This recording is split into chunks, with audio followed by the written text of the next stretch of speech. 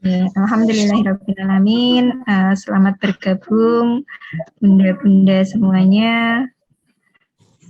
Alhamdulillah Allah berikan limpahan kenikmatan pada sore hari ini sehingga bunda-bunda semuanya bisa mengikuti agenda Zoom meeting ya dalam rangka kajian parenting yang insya Allah nanti ke depannya rutin akan kita laksanakan setiap 1 bulan sekali. Ya, untuk keberkahan forum pada sore hari ini, marilah kita awali terlebih dahulu dengan membaca surat Al-Fatihah bersama-sama.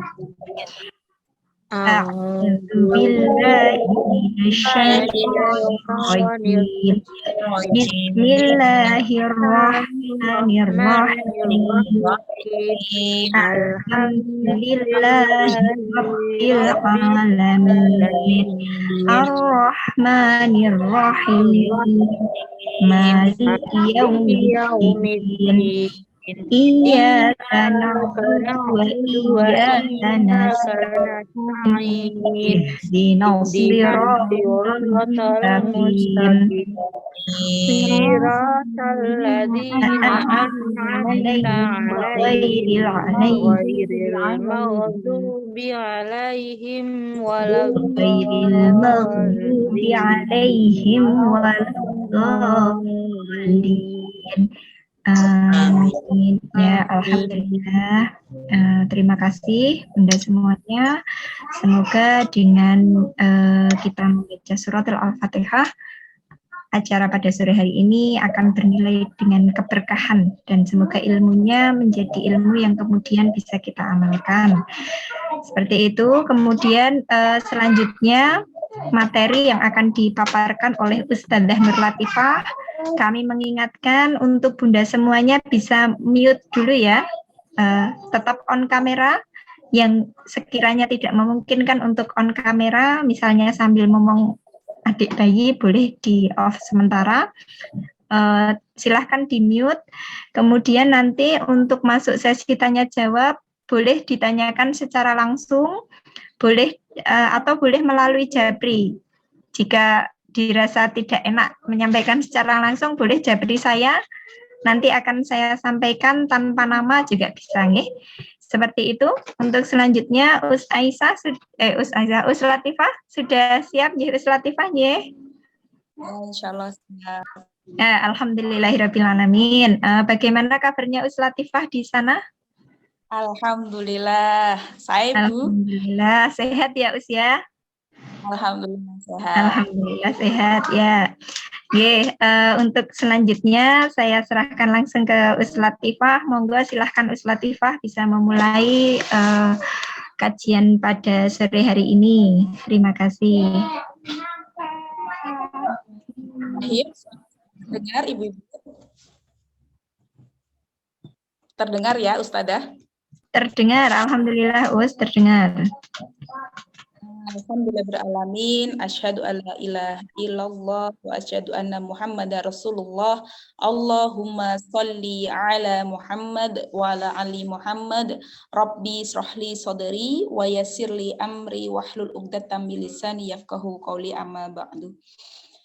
Puji syukur kehadirat Allah Subhanahu wa taala yang telah mengizinkan kita semua ya sore ini kalau di Indonesia sore, kalau di Jerman sekarang masuk pukul 11 siang ya, dalam keadaan yang sehat walafiat dan dalam niat yang baik untuk kita insya Allah saling menuntut ilmu di sini. Shalawat salam tidak lupa kita curahkan kepada Nabi besar kita, Nabi Muhammad Sallallahu Alaihi Wasallam. Semoga kita yang hadir di sini ya adalah insya Allah ya termasuk umat-umat Rasulullah Shallallahu Alaihi Wasallam yang kelak mendapatkan syafaatnya di yaumul akhir. Amin ya rabbal alamin. Ibu-ibu semuanya sehat semua nggih di sana. Ini karena kita mengejar waktu ya, karena materinya cukup banyak juga nanti. Nah ini alhamdulillah hasil dari multaqo kita semua para tim Rutab ya diwakili Ustazah Siti Mardiah dengan beberapa perwakilan Dewan Komite memang memprioritaskan untuk saat ini menyamakan visi misi kembali ya, mencerahkan kembali apa sih sebenarnya konsep pendidikan yang terbaik untuk anak-anak kita ke depannya. Nah, maka dibuatlah kajian sebulan sekali. Kajian ini bersifat wajib ya untuk ayah maupun bunda. Nah, kalau untuk bunda sementara mungkin saya backup secara online, tapi tidak memungkiri untuk kedepannya juga ada offline. Nanti kita datangkan ustadzah ya mungkin atau siapa nanti yang bisa offline. Jadi perlu kerjasama yang baik, perlu diagendakan, perlu diprioritaskan ya. Karena ini bersangkut pautan dengan kita sebagai orang tua yang menjadi tugas utama kita untuk memastikan keadaan keluarga kita, anak-anak kita betul-betul dalam rangka hidup dengan aturan Allah Subhanahu wa taala, dengan syariah Allah ya. Jadi ini perlu untuk kita belajar kembali. Ibu-ibu semuanya, di sini sudah terlihat ya, saya membuat PPT ya di sini untuk Majelis Bunda Rutab Al-Qarni yang bagian pertama. Ini dasar sekali sebenarnya materi ini ya. Bahkan ini sebenarnya materi sudah seharusnya dimiliki panjenengan semua sebelum nikah gitu ya. Tapi tidak ada masalah gitu, tidak ada salahnya juga kita kemudian mengulang kembali materi tentang pernikahan karena sebenarnya materi ini adalah materi yang sangat dasar, ya, sangat dasar di mana dengan kemudian kita belajar materi tentang pernikahan ini, kita nanti akan bisa tahu arah tujuan rumah tangga kita kemana, dan nanti kita tahu arah rumah tangga kita kemana, nanti pasti akan ada hubungannya dengan pendidikan anak-anak kita. Nah, di sini saya memberikan judul bagian pertama majelis kita dengan judul memaknai pernikahan dalam Islam. Kita semua Muslim ya, insya Allah di sini. Saya belum dapat kabar ada yang mu'alaf ya, sepertinya tidak ada yang mu'alaf di sini. Semuanya Islam dari kecil ya, dan itu patut kita syukuri ya, karunia nikmat yang luar biasa ketika kita dilahirkan dalam keadaan Islam. Maka itu sudah menjadi kunci di mana kelak kita mendapatkan peluang untuk bisa merasakan surga. Begitu ya.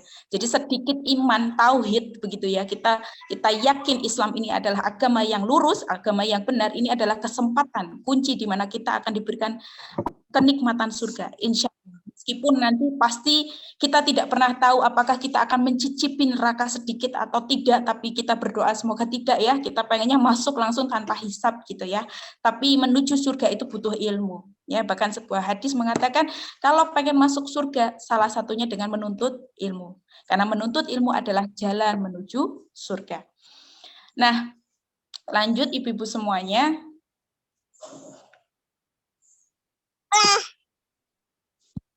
Ya, kalimat ya ayat Quran yang senantiasa kita dengarkan di undangan-undangan pernikahan ya, undang-undangan pernikahan, jagongan gitu ya. Ayat ini senantiasa disampaikan oleh para ustadz ketika memberikan khotbah nikah ya. Di surat Ar-Rum 21, silahkan nanti Bunda semuanya menyiapkan tulisan terbaiknya ya, karena saya tidak akan men-share PPT ini gitu ya. Saya ingin melatih Bunda mengikat ilmu dengan tulisan Bunda sendiri, karena ini adalah kebiasaan para ulama ya. Jadi tidak zaman sekarang, zaman digital, Ustazah share dong PPT-nya atau rekamannya. Kita coba biasakan kita itu mau bergerak dalam menuntut ilmu ini ya. Gitu. Jadi saya tidak ada share PPT, silahkan untuk menulis apa yang mungkin penting dari kajian ini ya. Nah, di surat Ar-Rum 21 Allah mengatakan dan di antara tanda-tanda kekuasaannya ialah dia menciptakan untukmu istri-istri dari jenismu sendiri supaya kamu cenderung dan merasa tentram kepadanya dan dijadikannya di antara kamu rasa kasih dan sayang. Sesungguhnya pada demikian itu benar-benar terdapat tanda-tanda bagi kaum yang berpikir. Jadi sebenarnya di surat Ar-Rum ini mengungkapkan sebuah keluar biasaan ya. Allah kemudian menciptakan kita begitu ya dari segumpal darah, dari air mani begitu ya, air mani yang hina sebenarnya begitu ya. Kita itu sebenarnya dimulai dari air mani yang hina begitu ya. Tapi kemudian Allah jadikan air mani itu berkembang menjadi segumpal daging ya. Kemudian segumpal daging itu kemudian tumbuh tulang belulang begitu ya, dan kemudian dalam rahim itu Allah berikan rizki pada anak-anak kita, kita tumbuh besar di situ selama 9 bulan, dan kemudian Allah takdirkan kita melihat dunia ini dari rahim ibu kita. Ya, itu latar belakangnya dari pernikahan itu. Ya, Masya Allah. Ini tanda-tanda keluar biasaan ya, yang patut kita syukuri dengan semua kenikmatan Allah Subhanahu Wa Taala ini. Nah, maka ketika kita memahami tentang pernikahan itu begitu sakral ya. Bahkan pernikahan itu separuh agama. Jadi kalau belum nikah, itu agamanya separuh aja belum lengkap. Tapi ketika sudah menikah, kata Allah, kamu itu sudah separuh agama. Jadi udah nggak ada baper-baperan ya, bingung nanti jodohnya siapa. Udah fokusnya amal ibadah. Karena apa? Kegundahan, kegalauan itu sudah lewat ya. Artinya kita tidak perlu menjaga bagaimana menjaga diri karena kita sudah memiliki yang halal suami kita, begitu kita bisa fokus ibadah. Maka menikah itu adalah separuh agama. Menikah itu separuh agama. Ya. Ya, maka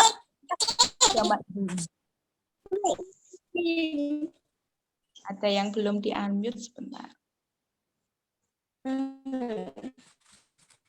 Sejati, saya unmute ya.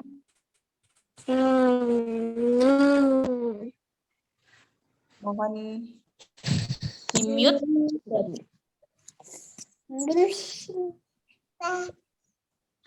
Ya, lanjut ya. Jadi tujuan pernikahan itu sendiri ya, beberapa hal ya yang sering kita dengar dalam khotbah-khotbah nikah. Yang pertama, sakinah ya. Kita tenang dengan menikah gitu ya. Kita tenang dengan menikah karena kita sudah memiliki suami yang halal. Kita nggak perlu lagi ngelirik-ngelirik suami orang lain karena kita punya suami sendiri. Itu bentuk ketenangan ya, menjemput ketenangan batin. Bagi kita yang kemudian mungkin ya di luar sana ada yang tidak sampai langgeng pernikahannya, kemudian Allah berikan takdir untuk bercerai, itu adalah takdir yang menjadi ujian berat karena di situ ada ketidaktenangan batin. Kalau duda, janda kemana-mana itu nggak tenang gitu, nggak tenangnya apa? Nanti lagi ngobrol sama sini nanti ada yang ngomongin kok itu deketin ini dan sebagainya. Jadi kita menikah itu menjemput ketenangan ya, karena kita sudah punya yang halal, kita jelas siapa arah kehidupan kita bersama-sama hingga akhir adalah suami kita. Ya, sakinah. Kita tenang, kita pulang tenang, kita pergi tenang begitu ya. Kita hidup saling komunikasi, kita tenang karena ada partner begitu ya. Nah, yang berikutnya tujuan pernikahan itu adalah mawaddah ya, saling memberi berupa fisik. Nah, fisik ini bisa dengan kemudian keberadaan fisik kita menenteramkan suami kita begitu ya, begitupun keberadaan suami itu menenteramkan diri kita, kemudian perhatian begitu ya, saling memberi, kasih materi begitu ya, finansial. Nah, ini mawaddah di sini. Jadi kalau cinta itu enggak cuma kata-kata ya, tapi bentuk perhatian, apapun dalam bentuk fisik itulah mawaddah. Kemudian berikutnya adalah rohmah, saling menyayangi ya, dari kata rahim. Rahim itu dari rahimnya ibu begitu ya. Kenapa kemudian bayi itu keluar dari rahim langsung menangis? Karena itu pertanda bahwa dia ada kekhawatiran tidak mendapatkan kasih sayang seperti di rahim ya, kata Ustadz Adi Hidayat. Karena di rahim itu sangat-sangat dijaga, sangat-sangat disayang. Jadi kenapa kemudian bayi lahir itu karena ada ketika sudah keluar tidak bisa mendapatkan kasih sayang seperti ketika di dalam rahim. Begitu ya. Nah, kemudian berkah. Nah, kira-kira nanti kita cek ya, rumah tangga kita udah sakinah belum, sudah mawadah belum, sudah rohmah belum, dan sudah berkah belum. Berkah itu apa? Berkah itu bertambah kebaikan setelah pernikahan. Ya, kira-kira rumah tangga kita udah berapa puluh tahun ini bertambah kebaikannya atau bertambah keburukannya? Ya, kita cek nanti, kita analisis diri kita sendiri, kita berkaca dari suami kita, kita lihat anak-anak kita, apakah dengan pernikahan kita itu bertambah kebaikan atau bertambah keburukannya? Ya, gitu. Nah, tujuan pernikahan yang lain adalah peradaban. usaha melahirkan generasi terbaik. Ya, bahkan di Al-Qur'an ada satu ayat yang mengatakan jangan sampai kita meninggalkan dunia ini meninggalkan generasi yang buruk. Jangan sampai, ya. Karena kita tiga amal yang tidak akan terputus, ya. Ilmu yang bermanfaat, sedekah jariah, salah satunya lagi tentang doa anak soleh. Jangan sampai sudah diberi nikmat amanah anak, kita sia-siakan. Karena itu nanti akan terus berhubungan kiriman doanya ketika kita sudah meninggal. Maka pastikan ketika kita dikasih amanah anak, pastikan bahwa anak kita itu salah satu dari anak-anak yang lain menjadi generasi yang terbaik. Ya, yang kemudian yang keenam ya tentang kebermanfaatan. Ya. Kemanfaatan. Dari pernikahan kita itu kita harapkan bisa menebarkan banyak manfaat ya dari keberadaan kita dan anak-anak kita. Kita nggak mungkin, kita jangan sampai menjadi sampah masyarakat. Ya, tahu sampah masyarakat? Sama masyarakat itu kalau ada satu tetangga yang mungkin dilabelin sampah masyarakat, itu berarti itu tetangga meresahkan. Ya, meresahkan artinya sering merugikan warganya ya, mungkin ya mabuk lah, ya judi lah, ya terus suka gedor-gedor pintu tetangga lah, itu adalah sampah masyarakat, tidak bermanfaat untuk masyarakat. Maka kita berdoa semoga kita ini termasuk yang kemudian memiliki banyak manfaat untuk tetangga-tetangga kita, keluarga kita ini, keberadaan suami kita, keberadaan kita sendiri, keberadaan anak-anak kita. Semoga anak-anak kita itu tidak kemudian menjadi anak-anak yang menjadi sampahnya masyarakat ya. Kalau insya Allah kalau di Imogiri di Desa Payaman sendiri kita jarang melihat ada orang-orang yang merusak ya. Semuanya insya Allah kita menuju kebaikan gitu. Nah, ibu-ibu semuanya, dari beberapa hal tujuan pernikahan kita bersama suami kita dari sekian tahun ini, sudahkah menjemput sakinah, sudahkah menjemput mawadah, rahmah, berkah, kemudian sudahkah kita kemudian menyumbangkan generasi terbaik, begitu ya, dengan keberadaan anak-anak kita, dan sudahkah kita bermanfaat untuk orang lain. Ya, kita cek lagi pernikahan kita sampai di mana titik kebaikannya. Ya. Nah, kemudian lanjut.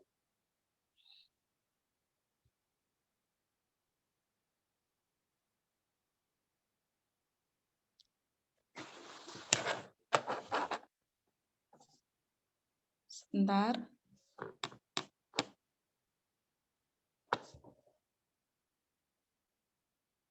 Ya, ada masalah sebentar, nggih.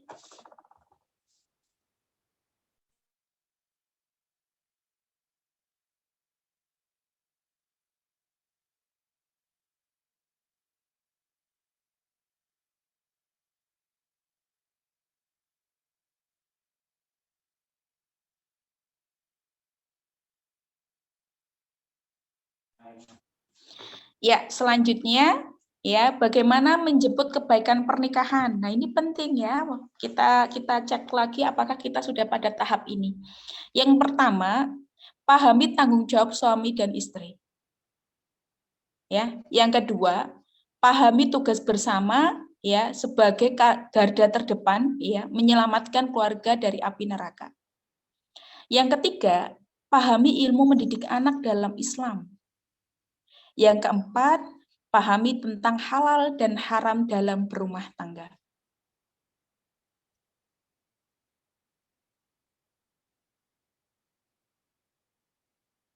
Ya. Ya, saya ulangi lagi. Ya, bagaimana menjemput kebaikan pernikahan? 1, pahami tanggung jawab suami istri. 2, pahami tugas bersama ya dalam hal menjaga keluarga kita dari api neraka. Yang ketiga, pahami ilmu mendidik anak dalam Islam. Yang keempat, pahami tentang bab halal dan haram berumah tangga. Yaitu materi banyak sekali. Kita coba paparkan sedikit demi sedikit, nggih. Nah, ini tentang saya berbicara tentang kewajiban seorang suami meskipun di sini tidak ada para suami. Ya. Tentang kewajiban seorang suami ya.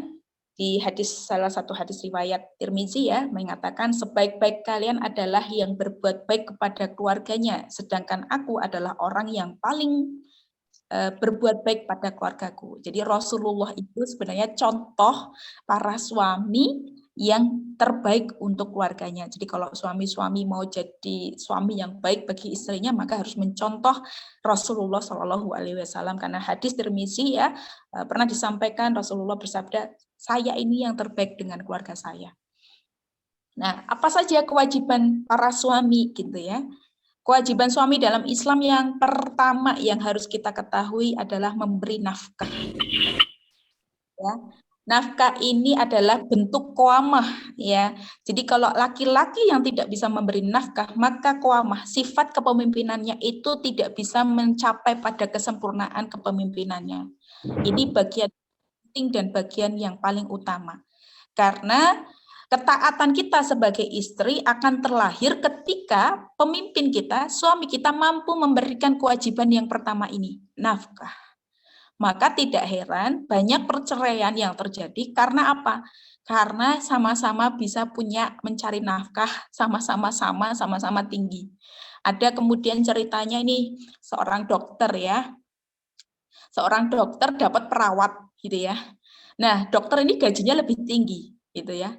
Perawat ini gajinya mungkin tidak setinggi dokternya. Nah, kemudian perawat ini harus dipindahkan ke salah satu rumah sakit dan mau nggak mau si dokter ini harusnya ikut suami kan ya, gitu ya, karena untuk berkumpul. Gitu. Tapi si istri memilih untuk profesinya. Si istri memilih profesinya karena apa? Karena sudah terlanjur jadi dokter di situ dan mungkin ya ada hubungannya dengan finansial juga lebih gede kayak gitu ya, lebih gede gajinya sang istri. Akhirnya gimana ceritanya? Akhirnya ceritanya si istri menggugat cerai suami ya karena tidak bisa mengikuti suami. Nah ini kalau misalnya dalam keluarga punya pendapatannya yang sama atau kemudian istri lebih tinggi, kita tidak tahu bagaimana sikap ketaatan kita pada suami, ini peluang cerai akan sangat besar. Maka sangat penting bagi para suami itu menjalankan tugas utamanya memberi nafkah. Kalaupun lebih kecil dari pendapatan istri, kita sebagai istri yang tahu tentang bagaimana ketaatan kita pada suami, kita tetap harus taat kepada suami. Kita nggak boleh mengukur ketaatan itu dengan finansial. Ya, jadi kalau sama-sama punya pendapatan, sama-sama bekerja, kita tetap ya poinnya adalah kita harus taat pada suami kita. Ada di surat At-Tolak 7 dan surat Al-Baqarah 233, silahkan nanti dibuka. Kemudian yang kedua, memberikan sebagian waktunya bersama keluarga. Ya, khususnya mendengarkan istri bercerita, biar istri nggak cerita kemana-mana, ya ceritanya ke suami saja begitu ya. Ya, ini dan mungkin banyak di antara suami kita tidak paham bab ini. Ya, ini ada kisahnya nanti, kisah Aisyah yang berlomba lari dengan Nabi Muhammad. Ya, sampai kemudian tidak sekedar bercerita, tapi Rasulullah sampai meluangkan untuk bercanda dengan istrinya. Nah, kita pernah bercanda sama kita gitu ya, atau sudah terlalu lama menikahnya jadi sudah tidak peluang untuk ketawa-ketawa. Nah, ini perlu dikoreksi. Ya, kemudian yang ketiga. Nah, ini yang paling berat ini ya. Kewajiban suami adalah mendidik, mengajarkan perkara atau kewajiban-kewajiban dalam agama kepada istri dan anak-anaknya. Jadi sebenarnya ibu itu yang kalau bermajelis seperti ini itu harusnya suami nih yang ngajarin, bukan ustadzah gitu ya. Tapi kita sadar bahwa tidak semua para suami kita itu mungkin ada pada tahapan yang memahami agama yang penuh, maka Rutab memfasilitasi ini agar menjadi jembatan kepemahaman terhadap ilmu ini. Jadi bersyukur gitu ya, alhamdulillah bilang sama suami, alhamdulillah harusnya ini ngajarin kayak gitu kamu, tapi alhamdulillah Rutab sudah memfasilitasi, kita sama-sama gayung bersambut ya, memprioritaskan kajian ini sebagai bekal kita dapat gitu ya, kita kemudian melewati jawab yang sangat berat. Itu jadi surat ibu ya, menjaga keluarga dari neraka. Unmute lagi, mohon di unmute.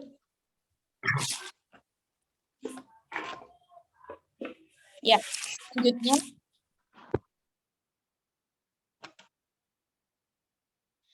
Ya, ini adalah kisah sirah nabawiyah. Saya ambil dari kisahnya Malik bin Huwaris. Setelah Malik dan rombongannya datang ke Madinah untuk khusus belajar agama kepada Nabi Shallallahu Alaihi Wasallam kurang lebih 20 hari, Nabi Shallallahu Alaihi Wasallam berpesan kepada Malik bin Huwairits ketika hendak pulang kampung asalnya. Jadi Rasulullah itu membuka majelis ilmu, kemudian salah satu muridnya bernama Malik ini ya. Kemudian Malik ini ketika mau pulang dapat pesan dari Rasulullah. Kembalilah ke istrimu, tinggallah di tengah-tengah mereka, ajarkanlah mereka dan perintahkanlah mereka. Hadis Bukhari 631.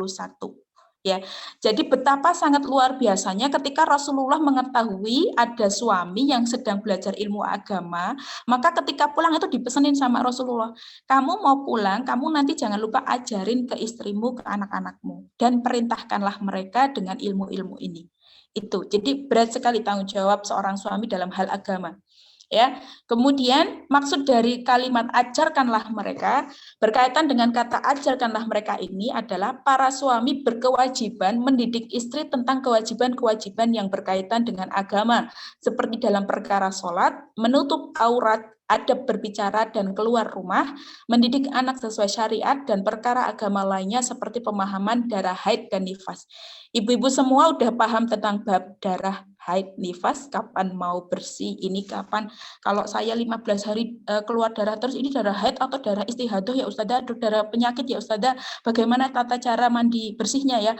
Itu sebenarnya tugas utama suami sampai di ilmu itu.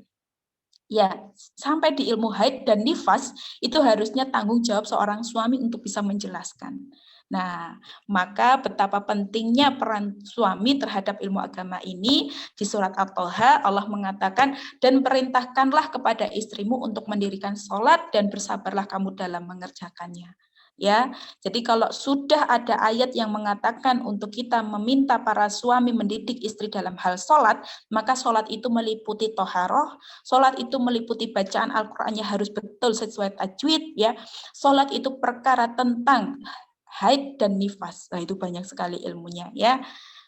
Nah, maka kewajiban ya yang sangat berat selain menafkahi adalah mengajarkan perkara agama kepada istri dan anak-anaknya. Ya, ibu-ibu semua, kalau ibu-ibu semua bisa memahami ilmu ini lebih jauh daripada suami, maka ini adalah kebaikan untuk suami. Ibu meringankan suami untuk tidak ditanyai bab agama besok di hadapan Allah. Karena apa? Panjenengan sudah lebih paham, jadi sebenarnya ini meringankan suami. Kalau suami tahu harusnya semangat, harusnya mendukung semua perkara-perkara dalam hal mendidik kita mengetahui agama. Nah, kemudian kita berlanjut pada kewajiban istri. Ya, kewajiban istri. Seandainya aku memerintahkan seseorang untuk sujud pada yang lain, maka tentu aku akan memerintahkan para wanita untuk sujud pada suaminya, karena Allah telah menjadikan begitu besarnya hak suami yang menjadi kewajiban istri. Ini hadis riwayat Abu Daud dan Tirmizi, ya, itu mengatakan tentang ketaatan kita. Ya, selain Allah, kalau Allah pengen minta kita sujudnya itu ke suami, gitu ya. Maka suami ini tinggi sekali, ya, derajatnya di mata Allah begitu ya. Maka apa yang menjadi tugas kita sebagai istri gitu ya? Yang pertama, taat pada suami. Ya, pernah ditanya kepada Rasulullah SAW, siapakah wanita yang paling baik? Jawab beliau adalah yaitu yang paling menyenangkan jika dilihat suaminya, mentaati suami jika diperintah dan tidak menyelisihi suami pada diri dan hartanya sehingga membuat suami benci. Ya, jadi ngurus uang dalam kerumah tanggaan kita itu juga penting ya bagi ibu-ibu ya. Hari ini pendapatannya sekian, bulan ini pengeluarannya sekian, minus atau surplus ya, itu juga tanggung jawab kita. Nah, kemudian dalam hal ketaatan ini saya buat tulisan yang besar, namun perlu diketahui bahwa tidak ada ketaatan dalam hal kemaksiatan. Tidak ada ketaatan dalam hal kemaksiatan.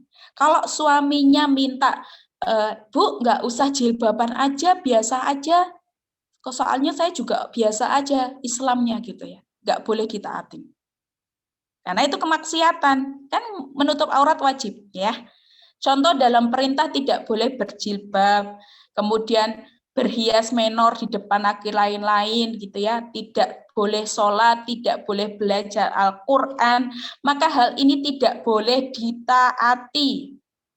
Ya, Rasulullah SAW bersabda, tidak ada ketaatan dalam perkara maksiat, karena ketaatan itu hanyalah dalam perkara yang ma'ruf kebaikan. Jadi ibu itu harus pinter-pinter, taat dalam suami ini taat yang seperti apa Ustazah? Taat yang dalam kebaikan, ya, yang tidak menyalahi syariat. Kalau kemudian disuruh buka jilbab, itu nggak boleh ditaati, ya, karena itu kemaksiatan, ya, begitu. Itu hadis riwayat Bukhari. Yang kedua, berdiam diri di rumah, tidak keluar kecuali dengan izin suami. Surat Al-Ahzab ayat 33. Semoga kita ketika ngantar anak sudah dengan sepengetahuan suami, sudah izin suami, sudah sepengetahuan. Mau ke pasar, paling tidak nanti sebelum kita keluar, hari ini Umi mau ke pasar, mau ngantar anak, mau jemput anak, mau belajar tahsin. Nah, kalau sudah ACC, sudah sepengetahuan, ya barulah kita boleh keluar, begitu ya. Kemudian yang ketiga, tidak berpuasa sunnah, tidak menerima tamu kecuali semua itu seizin suami, dan tidak menolak dalam hal ibadah malam kecuali seizin suami. Ya, jadi nggak boleh puasa sunnah kalau belum dapat izin, ya. Nggak boleh juga menerima tamu kalau belum sepengetahuan suami. Jadi semua kalau bisa dikomunikasikan agar kita dapat ridhonya suami, dan kalau suami sudah ridho maka Allah pasti akan memberikan ridhonya. Itu terkait tugasnya ya. Kemudian ketika kita sudah paham nih ya, sudah paham suami bertugas seperti itu, istri bertugas seperti itu, lalu apa yang kemudian menjadi tugas suami dan istri dalam keluarga ya. Yang pertama adalah yang paling penting adalah menjaga keluarga dari api neraka. Surat At-Tahrim 6 ya. Nah, hai orang-orang yang beriman, perihalalah dirimu dari keluargamu dari api neraka yang bahan bakarnya adalah manusia dan batu, penjaganya malaikat-malaikat yang kasar, keras, dan tidak mendurhakai Allah terhadap yang diperintahkannya kepada mereka dan selalu mengerjakan apa yang diperintahkan. Kenapa kemudian Allah tidak mengiming-imingi jagalah keluargamu, solihkanlah keluargamu nanti kalian biar masuk surga gitu ya. Kenapa yang disampaikan api neraka dulu ya? Gitu. Kenapa enggak diiming-imingi surga dulu begitu ya? Ini ada hikmahnya Ibu-ibu. Karena memang ini perkara yang sangat penting. Allah mengatakan api neraka di awal kalimat ayat At-Tahrim 6 itu merupakan hal yang sangat penting. Jadi sebelum dapat surga, kalian itu harus berhati-hati dulu dengan api neraka. Ya, karena apa? Panasnya api di dunia itu, ya, panasnya api di dunia itu hanya 1/70 bagian dari api neraka. Panjenengan boleh nyoba tangan jenengan masukin panas gitu ya, atau api gitu ya, berapa tahankah kita dengan kepanasan itu? Luar biasa sangat panas ya. Itu baru 1/1 di dunia ya, panasnya api, panasnya air panas itu baru 1/1 ya, belum sampai 70 berkali lipat dengan api neraka ya.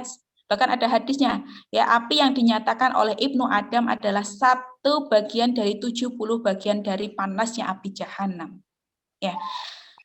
Masya Allah sekali bab ini, jadi berharap dengan mengetahui ini kita lebih berhati-hati dalam menjaga keluarga kita agar kita melindungi semua dari api neraka. Maka inti dari menjaga keluarga dari api neraka adalah memperhatikan dengan baik, memperhatikan dengan sebaik mungkin perkara-perkara berumah tangga agar selalu sesuai syariat Allah. Ya. Dimulai dari kita menerima uang bulanan dari suami. Jangan asal menerima uang, kita tanya ini kemana di mana aja dapat uang segini. Ya. Tentang kehalal haraman finansial, ya. Kemudian apapun itu, mau perginya kemana, begitu ya, tujuannya apa, begitu ya. Kita berharap semuanya dengan koridor yang telah Allah tetapkan. Nah, ukurannya adalah kita melakukan sebaik-baiknya ketaatan kepada Allah Subhanahu wa taala dan meninggalkan segala kemaksiatan kepada Allah Subhanahu wa taala dimulai dari rumah tangga kita.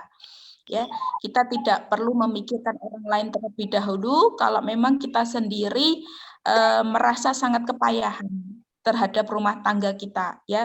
Jadi kita step by step gitu ya, pelan-pelan dalam menata diri kita, memperbaiki diri kita, kemudian kita berusaha juga memperbaiki lingkungan kita. Maka kebaikan rumah tangga itu dimulai dari yang pertama, ini penting, mungkin tidak semuanya juga memiliki hal ini begitu ya. Kita mulai dari visi dan misi. Mau kemana rumah tangga kita? Ibu-ibu nanti boleh bercerita gitu ya. Kita pernah nggak, nanti saya tanyain satu-satu lah ya mungkin. Pernah nggak buat visi misi di rumah gitu ya? Apa visi misi? Kayak sekolah itu, visinya melahirkan generasi Qurani, misinya anak menjadi soleh, anak hafal Quran, bisa itu begitu ya. Nah, sebenarnya ini tugas kita dengan suami kita itu sebelum melahirkan anak itu kita sudah punya visi misi. Tapi kalau sudah terlanjur punya anak, butuhkah kita punya visi misi? Ya masih butuh. Maka perlu diobrolkan dengan suami, kira-kira keluarga kita itu mau kemana ini? Arah kehidupannya. Ya, maka tulislah visi misi itu. Kemudian kesalihan suami istri, saling menasehati dalam kebaikan. Nah, ini penting ya. Kalau dalam rumah tangga kita sudah tidak ada rasa butuh untuk saling menasehati, ini maka akan hancur keluarga itu. Ya, maka ada banyak cerita suami tidak mau dinasehati atau istri tidak mau dinasehati, maka ini perkara yang sangat berat ke depannya. Ya, jangan berharap keluarga itu akan baik ketika kita masih punya rasa gengsi yang sangat tinggi. Istri nggak mau dibilangin suami, suami nggak mau dibilangin istri. Ini ya, maka peluang kehancuran keluarga sudah di depan mata. Ya. Nah, kemudian yang berikutnya adalah memahami tentang pendidikan iman dan Quran, mencarikan lingkungan yang baik untuk keluarga. Ya, seperti kalau diibaratkan ya rumah lebah, lebah itu nemploknya di bunga ya Bu ya, nemploknya di bunga. Dia kemudian kembali ke rumahnya membawa apa Bu? Madu, ya, karena nemploknya di bunga, gitu ya, nemploknya bukan di tempat tong sampah. Kalau sampai nemploknya di tong sampah, mungkin yang dibawa itu kuman, seperti laler. Tapi kalau lebah itu nemploknya di bunga, maka yang dibawa ke rumah adalah kebaikan, yaitu madu. Gitu ya. Maka kita harus memperhatikan kita keluar dari rumah kita itu mau nemploknya di mana. Ya, mau bertemannya dengan siapa, ya. Termasuk anak-anak kita mau sekolahkan di mana, biar apa yang didapatkan di luar kembali ke rumah adalah kebaikan. Ya, maka penting sekali untuk kita mencarikan lingkungan yang baik untuk keluarga kita. Nah, memahami halal dan haram ini juga banyak sekali tentang harta, di mana dan untuk apa. Ustazah, kenapa kita pentingnya harta halal dan haram? Karena kesolehan anak itu tidak lepas dari apa yang ia makan. Kesolehan anak tidak lepas dari apa yang ia makan. Maka kalau hari ini anak kita kok nggak paham-paham ilmu agama, kita tidak boleh kemudian langsung menilai anak kita bodoh, tidak. Tapi bisa jadi ada makanan yang haram yang masuk ke dalam perut anak-anak kita. Kita cek lagi, ya. Jadi kita harus memahami harta itu dari mana dan untuk apa. Ya, kemudian kita juga harus memahami usia kita, ya. Kita sudah berumah tangga, mungkin ada yang sudah 35 tahun, mungkin ada yang sudah 40 tahun, ya. Selama ini kita menikah, kemana saja usia kita? Ya, untuk apa usia kita perhatikan kembali. Kemudian dalam hal ilmu, ya, ini juga berkaitan dengan halal dan haram, ilmu apa yang kita dapatkan, sejauh mana kita berilmu dan sejauh mana kita amalkan. Kemudian berikutnya ketika sudah mendapatkan ilmu, maka hubungannya dengan amal. Sudah sebanyak apa kita beramal dengan pernikahan kita, ya? Sudah seberapa banyak kebaikan yang kita lahirkan dengan kebersamaan kita dalam pernikahan bersama suami. Kemudian yang berikutnya tentang anak, alhamdulillah kita semua dititipin anak, begitu ya. Berapa amanahkah kita menjaga anak? Kembangin aja terus nanti. Ini nggak mati tuh Itu di rumah pakai wifi. Pakai wifi nanti otomatis kan? Oh ya udah, otomatis nyantol kan? Nggak usah ngematiin data. Ya di unmute dulu Ibu yang masih bersuara, di unmute. 5 ya Mbak ya. Biasanya 4:30. Ya, siapa ya? Bisa disapa nanti kalau ada yang belum di-unmute. Mohon di-unmute dulu ya speakernya. Nah, kemudian ya iki kowe wajahe ketok. Lah nek kowe wajah iki misale kok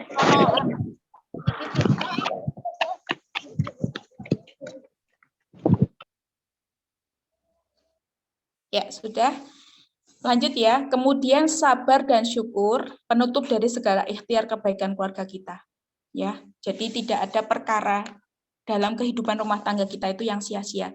Seberat apapun ujian Allah yang Allah berikan kepada kita, maka kuncinya ada di sabar dan syukur. Ketika diberi ujian yang sangat berat, maka bersabarlah. Ketika diberikan kenikmatan, maka bersyukurlah. Ya, tidak ada yang salah dengan takdir Allah kepada rumah tangga kita masing-masing. Ya. Berikutnya. Nah, maka ketika kita sudah memahami tentang bagaimana tugas suami dan istri kita, tugas sebagai ayah dan ibu, maka terkadang kita butuh perencanaan kebaikan, Bu. Jadi perencanaan itu tidak hanya perencanaan keuangan atau perencanaan kajian, ya nanti sonnya gimana, tikarnya gimana, tapi kita sendiri itu butuh perencanaan dalam kebaikan ini. Kita cek sebelum menikah, ya sebelum menikah, banyak hal yang belum diketahui dalam hal agama, betul ya? Mungkin di antara kita yang dulu-dulu pernah cerita, oh saya kok baru kali ini tahu tahsin, Mbok ya dulu gitu ya. Nah, berarti ketika kita sudah dalam tahap kebaikan belajar Al-Quran itu adalah satu step yang sangat baik gitu ya. Nah, kemudian setelah menikah kita cek, berusaha menjadi lebih baik dalam hal ilmu agama dan amalnya. Ya, harus direncanakan ya. Kemudian saat memiliki anak, ya bahkan anak itu bisa dihitung. Kita mau anak 2, anak 3, anak 4, anak 5, anak 2 saja. Satu kita arahkan jadi ustadz, satu kita arahkan jadi dokter. Itu sebenarnya harus kebayang sama orang tua, ya. Nah, maka memiliki visi misi yang jelas keluarga untuk keluarga dan anak yang muaranya ridho Allah Subhanahu wa taala. Ya cek nanti kita punya anak berapa. Yang pertama mau dijadiin apa itu diobrolin sama suami, nanti sekolahnya di sini biayanya sekian gitu ya, satunya mau dijadiin apa dan sebagainya ya. Kemudian memikirkan hal terpenting untuk anak ya, maka saya bersama suami itu sudah ngomongi bab warisan. Padahal nggak punya warisan, gitu ya. Nggak punya banyak harta, ya.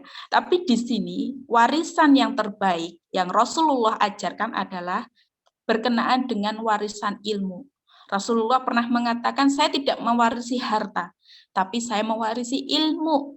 Maka kalau kita termasuk orang yang berkecukupan atau kita pas-pasan, kita nggak usah pusing, nanti nih aku meninggal, aku nggak bisa ninggalin tanah, nggak bisa ninggalin rumah, anakku 3, sedangkan rumahnya ada 1, nggak usah pusing. Ya, masalah rezeki itu ada di tangan Allah, tapi masalah ilmu itu ada di tangan kita. Jadi kita pastikan kalau kita tidak bisa meninggalkan harta, paling tidak kita meninggalkan ilmu. Ya, karena harta bisa dicari, ilmu juga bisa dicari. Iya, tapi kalau ilmunya sampai telat dicarinya, itu akan merugikan banyak hal. Ya, maka wariskanlah ilmu. Ya, dan yang ketiga, yang terakhir, bercita-citalah husnul khotimah. Kita mau ngapain sih setelah ini?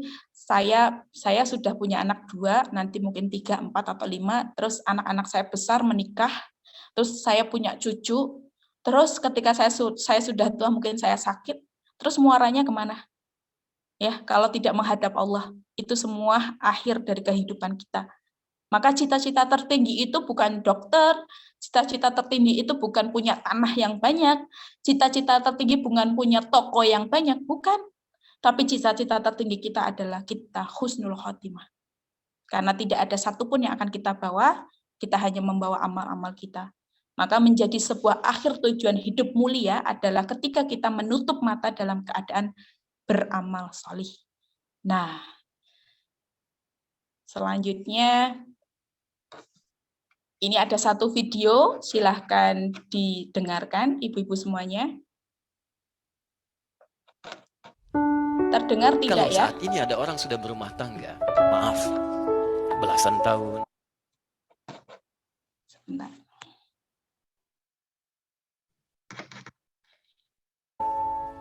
sudah berumah tangga. Terdengar suara videonya? Kalau saat ini ada orang sudah berumah tangga, maaf, Ini terdengar belasan Ut. tahun, puluhan tahun, tidak menjadi lebih dekat dengan puluhan tahun, tidak menjadi lebih dekat dengan Bi,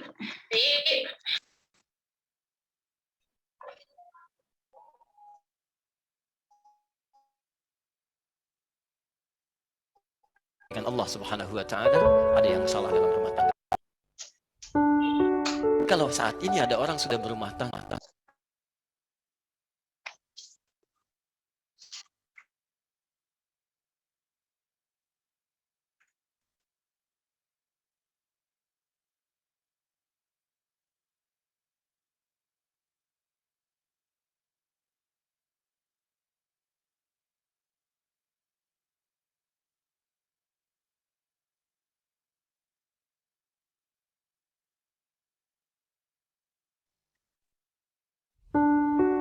kalau saat ini ada orang sudah berumah tangga, maaf, belasan tahun, puluhan tahun, tidak menjadi lebih dekat dengan Allah Subhanahu wa Ta'ala, ada yang salah dalam rumah tangganya.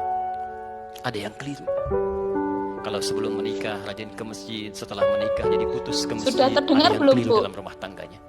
Sebelum menikah berhijab, setelah menikah tiba-tiba lepas hijabnya, ada yang salah dalam rumah tangganya. Karena mustahil disatukan dua orang ini oleh Allah kecuali hanya untuk membangun kedekatan diri. Kalau saat ini ada orang sudah berumah tangga, maaf, belasan tahun, puluhan tahun, tidak menjadi lebih dekat dengan Allah Subhanahu wa Ta'ala, ada yang salah dalam rumah tangganya. Ada yang keliru. Kalau sebelum menikah rajin ke masjid, setelah menikah jadi putus ke masjid, ada yang keliru dalam rumah tangganya. Sebelum menikah berhijab, setelah menikah tiba-tiba lepas hijabnya, ada yang salah dalam rumah tangganya. Karena mustahil disatukan dua orang.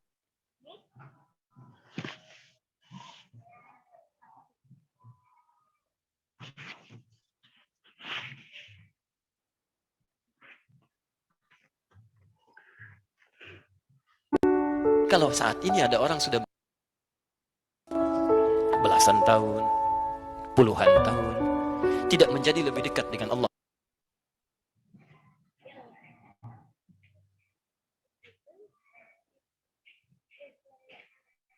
Allah Subhanahu wa Ta'ala, ada yang salah dalam rumah tangganya. Ada yang keliru. Kalau sebelum menikah rajin ke masjid, setelah menikah jadi putus ke masjid, ada yang keliru dalam rumah tangganya. Sebelum menikah berhijab,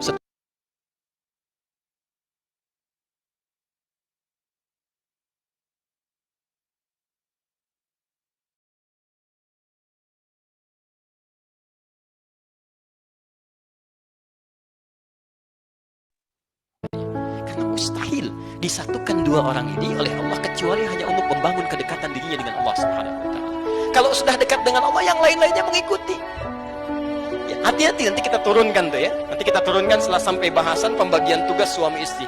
Jadi prinsip pertamanya, ketika Anda sudah mengucapkan saya terima nikahnya, ketika perempuan sudah menerima pinangannya, itu keduanya mesti menyusun rencana bagaimana kegiatan masa depan rumah tangganya menjadikan semua aktivitas yang lebih dekat dengan Allah Subhanahu wa Ta'ala.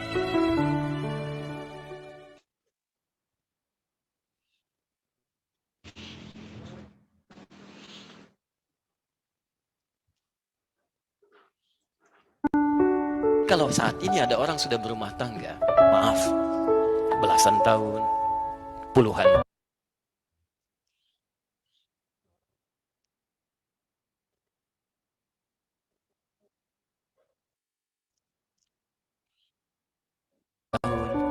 tidak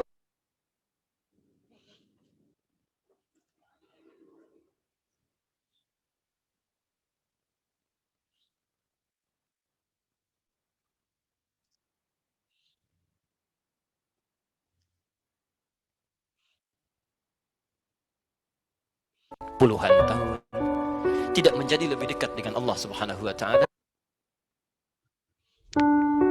Kalau saat ini ada orang sudah berumah tangga, maaf, belasan tahun, puluhan tahun, tidak menjadi lebih dekat dengan Allah Subhanahu wa Ta'ala, ada yang salah dalam rumah tangganya. Ada yang keliru. Kalau sebelum menikah rajin ke masjid, setelah menikah jadi putus ke masjid, ada yang keliru dalam rumah tangganya. Sebelum menikah berhijab, setelah menikah tiba-tiba lepas hijabnya, ada yang salah dalam rumah tangganya. Karena mustahil disatukan dua orang ini oleh Allah kecuali hanya untuk membangun kedekatan dirinya dengan Allah Subhanahu wa taala. Kalau sudah dekat dengan Allah, yang lain-lainnya mengikuti. Ya, hati-hati, nanti kita turunkan tuh ya. Nanti kita turunkan setelah sampai bahasan pembagian tugas suami istri. Jadi prinsip pertamanya, ketika Anda sudah mengucapkan saya terima nikah ya, ketika perempuan sudah menerima pinangannya, itu keduanya mesti menyusun rencana bagaimana kegiatan masa depan rumah tangganya, menjadikan semua aktivitasnya lebih dekat dengan Allah Subhanahu wa taala.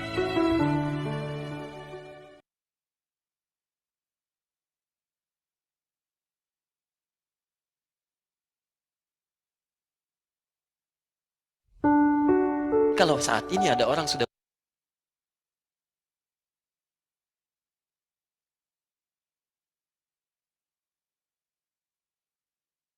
Mungkin tidak begitu sempurna videonya, tapi saya ulangi lagi pesannya Ustadz Adi bahwa kalau sampai kita puluhan tahun menikah, tapi kita tidak ada perubahan menuju kebaikan kepada Allah, maka ada yang salah dengan pernikahan kita. Ya, kalau sampai hari ini kita sudah bertahun-tahun menikah, tapi kita semakin menjauh kepada Allah, maka sebenarnya ada yang salah dengan pernikahan kita. Maka ikhtiar kami bersama Rutab Al-Qarni semoga menjadi jembatan kebaikan, membantu para ayah dan bunda untuk menuju finish yang sama-sama baik di sini. Jadi kita tidak perlu kemudian meratapi nasib ketika kita telat dalam hal ini, tapi insya Allah ya dalam hal belajar tidak ada kata terlambat. Maka semoga dengan apa yang saya paparkan menjadi refleksi kita sendiri masing-masing dan keluarga kita bahwa kedepannya kita harus bersama-sama mencapai finish terbaik nanti ketika sudah menutup mata, ya ini husnul khotimah.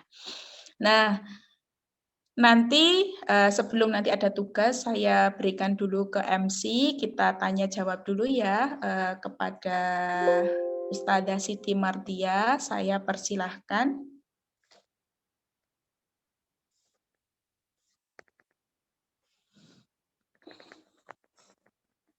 Ya, kepada Usiti.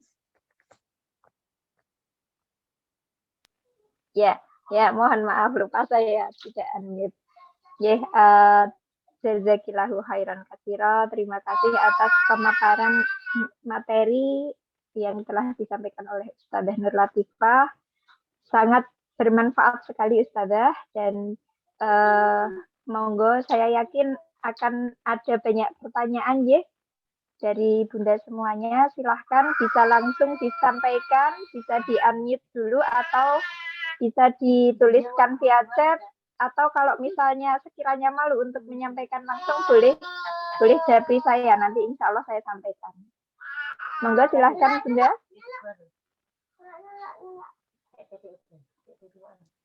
Ya, dibuka selebar-lebarnya yang ingin bertanya, tidak usah malu, tidak usah takut ya. Ini adalah sharing di mana kita betul-betul memiliki kesempatan untuk saling berbagi ilmu dan pengalaman ya. Kalau malu silakan dijabri ke Siti, bersangkutan dengan keluarga ya, tidak semuanya pasti akan ingin menyampaikan secara terbuka. Itu ini 58 ya, sudah terkumpul semua ya. Ada yang izin tidak ini? Izin menjemput jadi insya Allah nanti masuk lagi. Wah, ya, mungkin dari kelas yang saya minta ada perwakilannya, mungkin dari kelas IDAT 1A ada yang ingin bertanya?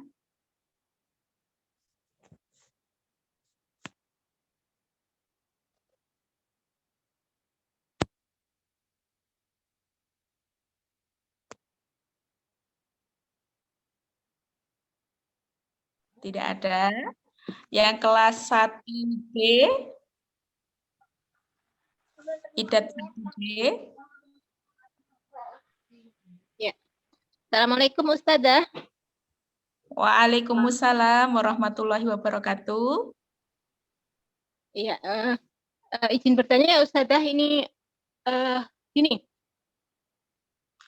kalau untuk rezeki halal haram itu ya gini, kalau untuk riba itu kami memang sudah sepakat ya, sama-sama sepakat nggak utang bank, nggak ini sudah memang sudah nggak berurusan lah dengan ini yang namanya riba itu. Cuma yang masih suka apa ya, beda pendapat itu kan kalau masalah akad itu pun akan menentukan halal haram dalam mencari nafkah. Seperti itu. Saya kadang-kadang mungkin apa saya yang terlalu cerewet atau terlalu hati-hati atau apa ya, sehingga kadang-kadang ada teman saya ngaji juga, nggak apa-apa Mbak kalau kayak gitu, misalnya Bapak Mbak Syafia melakukan transaksi yang kayak gitu nggak apa-apa, tapi saya kan kalau mungkin Ustadz ANP ya, Amin Nurbait atau siapa yang suka saya ikuti itu kan yang kayak gitu, misalnya nggak boleh kan, harus hati-hati sekali bahwa akad-akad itu memang harus sangat hati-hati ya ketika bertransaksi apapun itu. Nah, kemudian untuk menyatukan visi misi masalah akad itu tipsnya gimana ya Ustadz ada?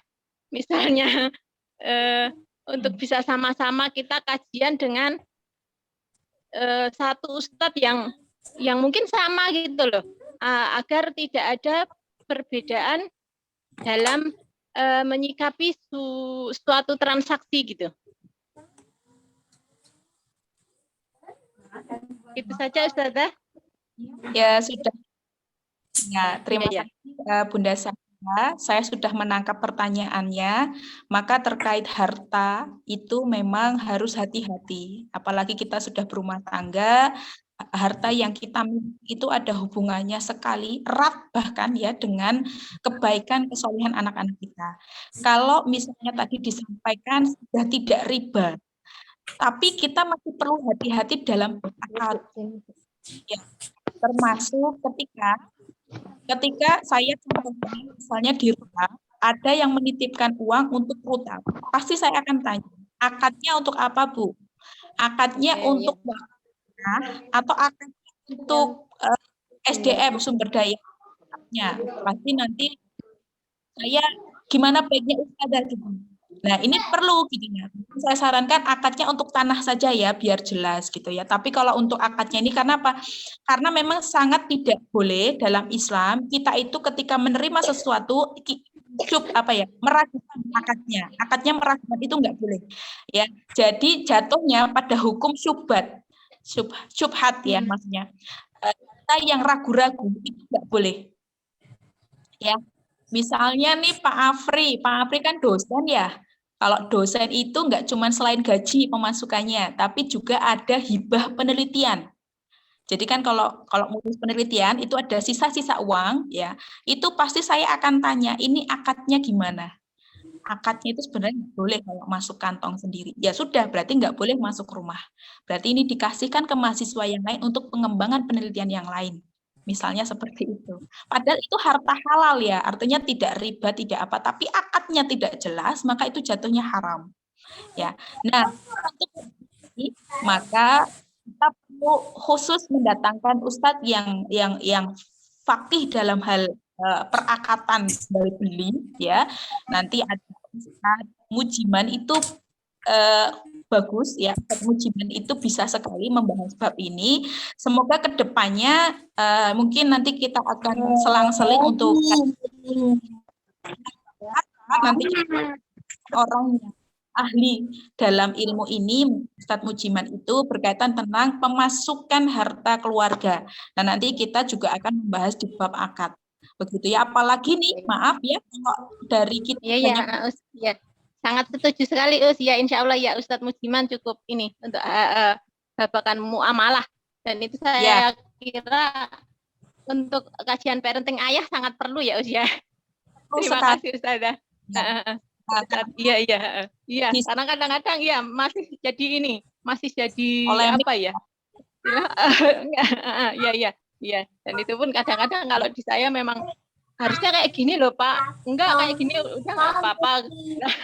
Ya seperti itu saja. Ya terima kasih untuk kedepannya. Ya terima kasih untuk rencana untuk ada kajian muamalah. Itu aja Ustazah, terima kasih. Wassalamualaikum warahmatullahi wabarakatuh. Waalaikumsalam warahmatullahi wabarakatuh. Jadi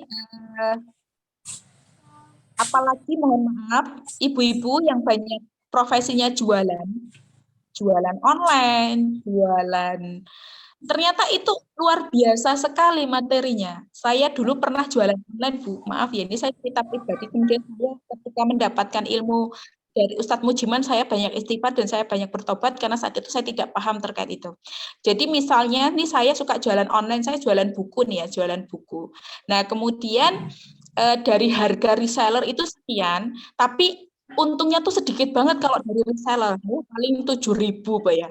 Lah nek kayak gitu kan sudah capek di marketingnya, di packingnya, masa kita cuma untung 7.000 misalnya gitu ya. Kemudian saya mencoba menaikkan sendiri keuntungannya. Ternyata itu salah, itu tidak boleh. Ya, itu salah satu contoh saja. Dan akhirnya, oh ternyata untuk jual beli itu kita harus memahami fikih jual beli. Ya, apalagi online nggak kelihatan barangnya kan, ya nanti kalau cacat dan sebagainya itu jatuhnya sangat berat sekali dosanya.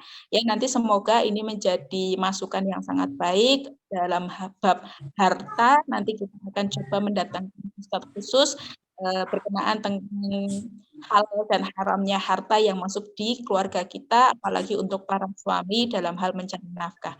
Jazakillah khair kepada Bunda Syafia yang menanyakan bab ini, dan ini baru kepikiran Ibu, sebelumnya kita nggak ada kepikiran untuk membahas ini ya. Kita catat dulu. Selanjutnya mungkin ada yang mau ingin bertanya, di kolom chat mungkin ada Ustadzah Siti bisa dibacakan. Ada Ustadzah, ada 2 masuk, yang satu Jabri saya, ini yang satu di chat. Saya bacakan yang di chat dulu ya Ustadzah ya. Oke. Bismillah, izin bertanya, bagaimana cara mengatasi perasaan gengsi kepada suami? Terkadang perasaan itu suka ada, seakan timbul perasaan nggak enak ke suami. Kemudian masih, ada 2 ya, dari Bunda Arkan yang tadi, kemudian yang berikutnya dari Bunda Irsyad. Sekalian saja, Ya, sekalian aja. Sekalian ya, ini karena sebenarnya masih ada hubungannya nih.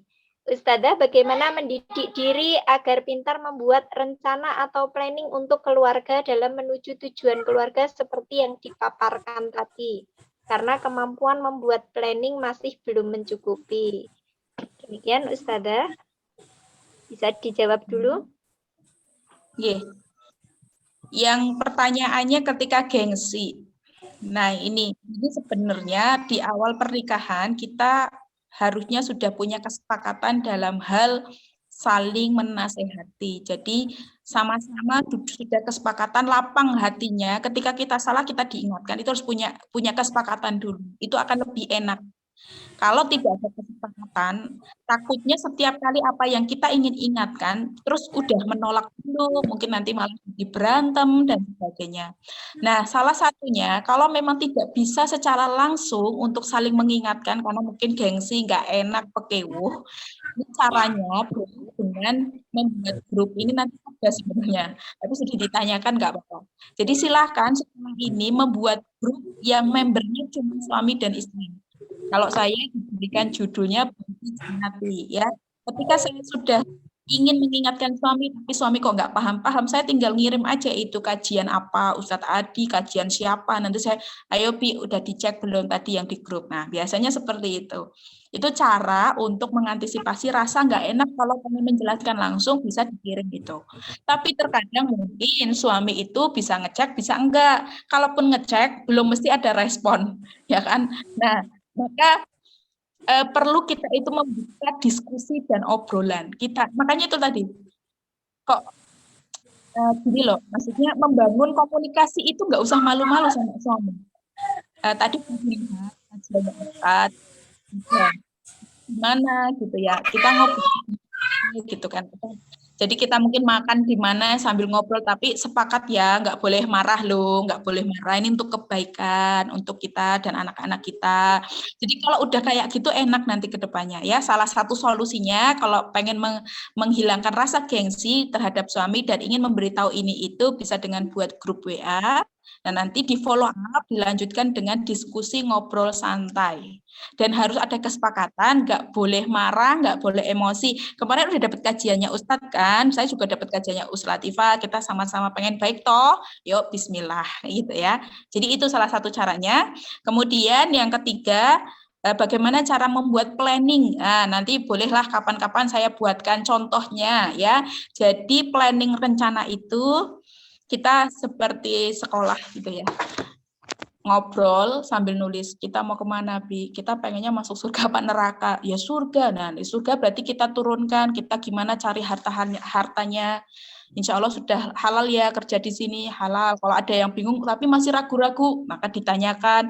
Kemudian untuk anak, gimana ya kita punya anak 2, satunya di sekolah SD Muhammadiyah, satunya di sekolah ini, kita kira-kira kita evaluasi lagi ini anak capaiannya apa aja, ini anak capaiannya apa aja kita ya.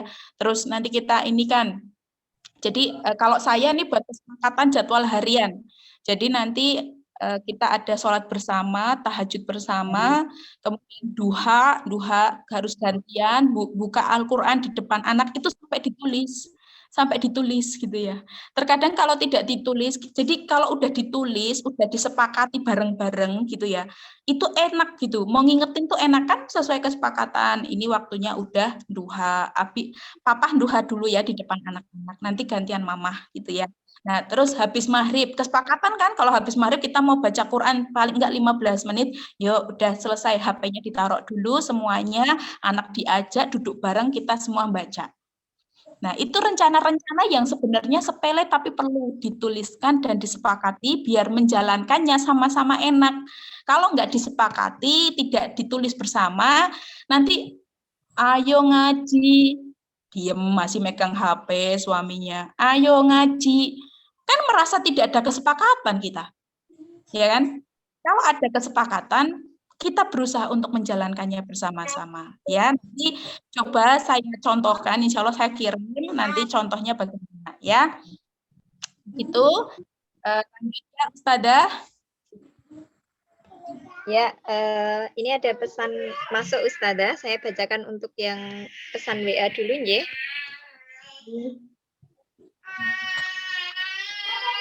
Bagaimana jika saya dan suami sudah sudah sevisi untuk menjadikan anak menjadi hafid Quran, tetapi suami tidak mau membantu dalam mengajarinya di rumah.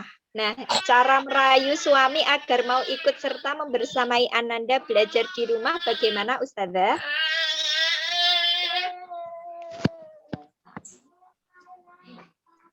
Ya, saya jawab ya. Untuk bab masalah anak, ya, untuk masalah mengajari anak, Ibu, sebelum kita meminta suami kita mengajar, artinya bergantian, kita perlu pahami dulu apakah suami mampu atau tidak dalam mengajari ini. Jangan sampai kita memberikan beban untuk beliau juga ikut mengajar, tapi secara kemampuan tidak ada. Mungkin yang kemudian akan timbul adalah malu di hadapan istri. Ya, jadi menurut saya kalau memang ada kemampuan lebih baik ia bisa kerjasama, tapi kalau tidak ada kemampuan bahkan beliau ini bingung panjang pendek kayak gimana dan sebagainya, cukup minta suami buka Quran di depan anak tanpa perlu mengajari.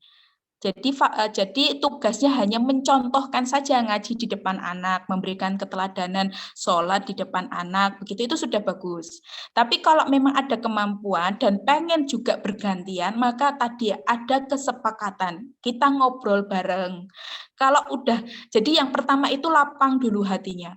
Jadi saya sama suami, pokoknya di awal nanti kalau Umi lupa, Abi yang ngingetin. Kalau Abi yang lupa, Umi ingetin. Kalau Umi lagi marah, Abi yang agak lembut. Kalau Abi yang lagi marah, aku yang agak lembut sama anak-anak gitu ya. Misalnya seperti itu. Nah, harus ada kelapangan hati gitu ya. Kalau tidak ada kelapangan hati, mau ngingetin kayak gimana tidak akan bisa diterima. Nah, maka perlu obrolan dulu, kesepakatan dulu di awal. Nih sama-sama sudah ada majelis, kita ngobrol yuk, keluarga kita gimana gitu ya. Abi kan Mas jenengan rak wis saged ngajar Quran toh, kita bagi tugas piye kayak gitu ya. Nanti yang hafalan aku misalnya kayak gitu kan, yang tilawah yang ngecek jilid kamu misalnya kayak gitu ya. Jam berapa aja. Ini sampai saya punya waktu di mana suami harus megang laptop di antara waktu jam 8 sampai jam 14 siang. Itu waktunya suami megang laptop, maka anak-anak harus saya pegang. Nanti jam 14 sampai jam 20.00 itu waktunya saya. Jadi saya ngaji di situ, saya nambah hafalan di situ, saya tilawah di situ, saya megang laptop, saya nulis buku, anak-anak sama suami. Ya, itu enak kayak gitu tuh, ya gitu. Nanti udah waktunya bareng-bareng habis maghrib dah, kita nggak megang apa-apa, kita ngaji semua. Ya, kalau suaminya tidak bisa mengajari, maka suami cukup ngaji di depan anak. Tetap nanti tugasnya kita yang ngajarin ke anak. Begitu. Jadi kita lihat kemampuan suami dulu, ya. Kalau suaminya berkenan dan mau dan bisa, maka bisa dilakukan. Kalau tidak, cukup minta suami mengkondisikan lingkungan. Kalau kita pas ngajari, jangan sampai suami megang HP. Misal, seperti itu. Begitu, Bunda. Lanjut ya, Ustazah.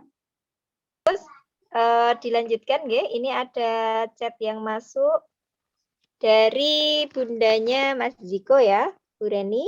Izin bertanya Ustazah, untuk menyusun visi misi rumah tangga, mohon arahannya mulainya dari mana dan bagaimana cara terbaik untuk mengkomunikasikan pada suami jika kondisi suami istri belum sefrekuensi.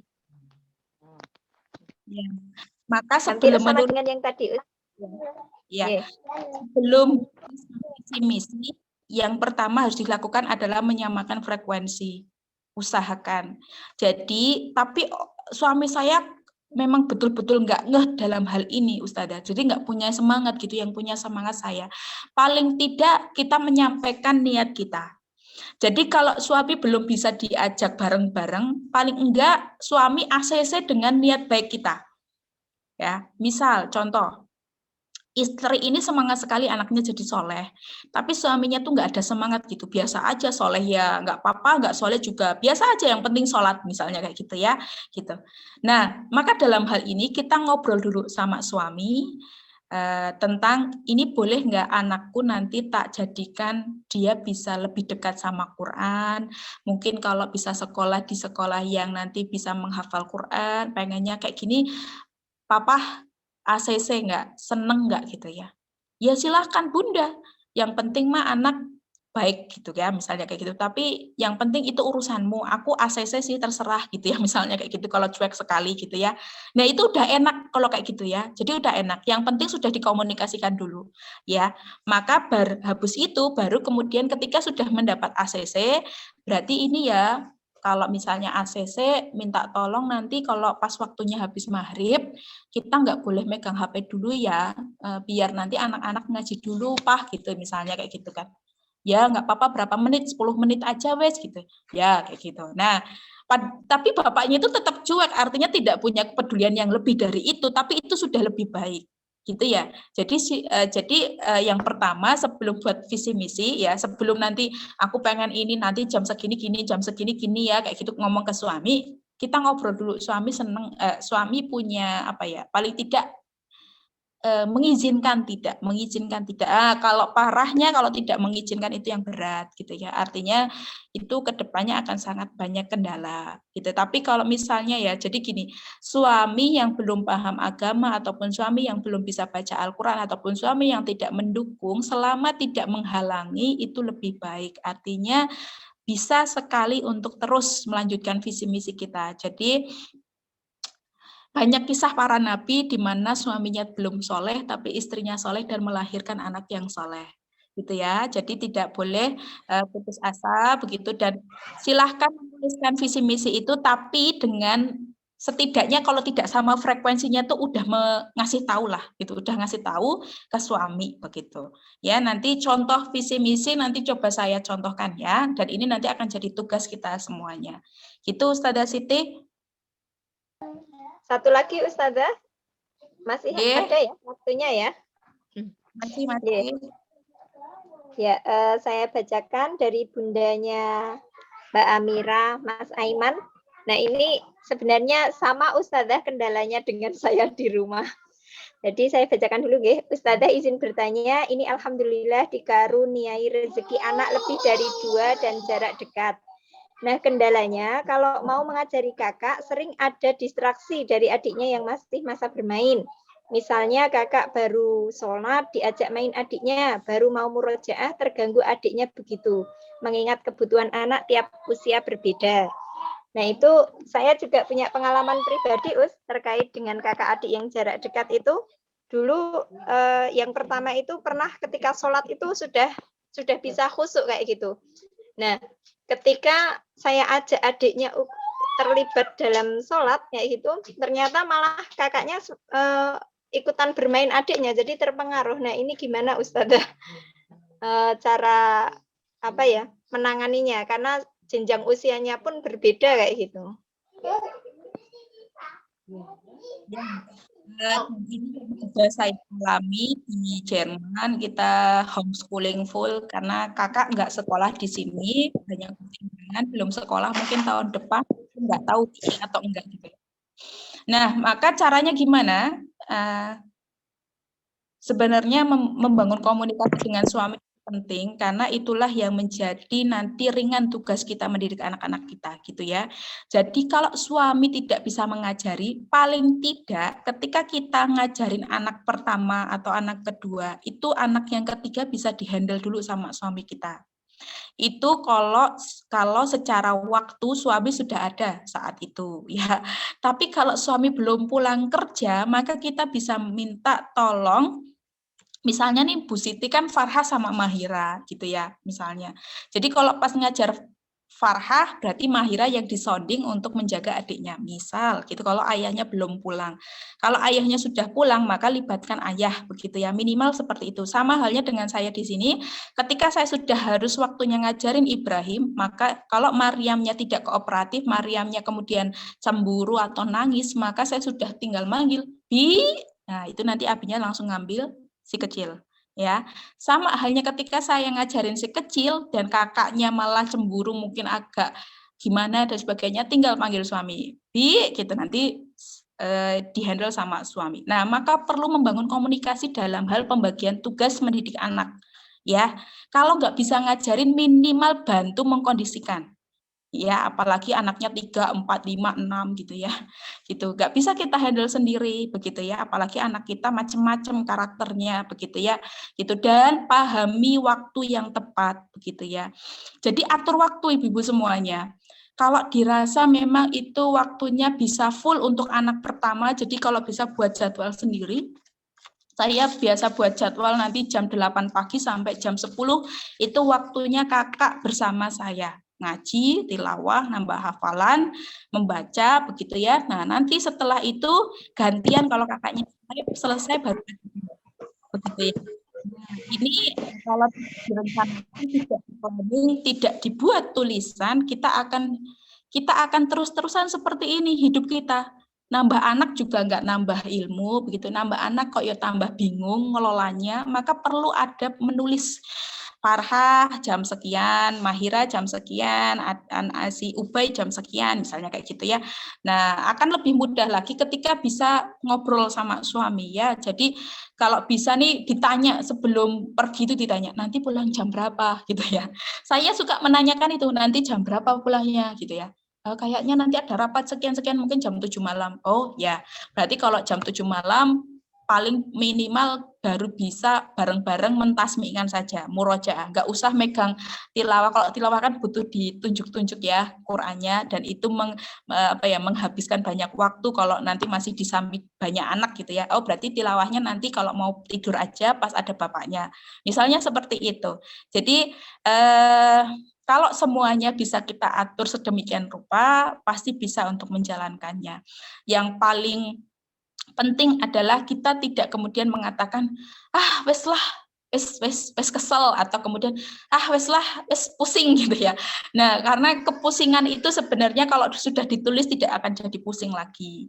Kalau kepusingan itu, kebingungan itu kalau masih dalam kepala tapi tidak disampaikan dalam kata-kata, tidak didiskusikan dengan suami, akan terus menjadi pusing ya. Jadi bagi Bunda yang sudah 3 anak, 4 atau 5 begitu ya, silahkan lebih intens lagi ngobrol sama suami karena kerja kerasnya akan lebih berat dalam mendidik anak-anak di rumah gitu ya. Jadi harus jelas pembagian kerjanya gitu, dan semoga suami besok bisa diarahkan dengan Pak Ikhrasul, Ustadz Ikhrasul dalam hal untuk bekerja sama di rumah tangga dalam hal mendidik anak gitu ya. Itu Bu Siti. Nambah 1 pertanyaan lagi masih bisa, Us? Masih.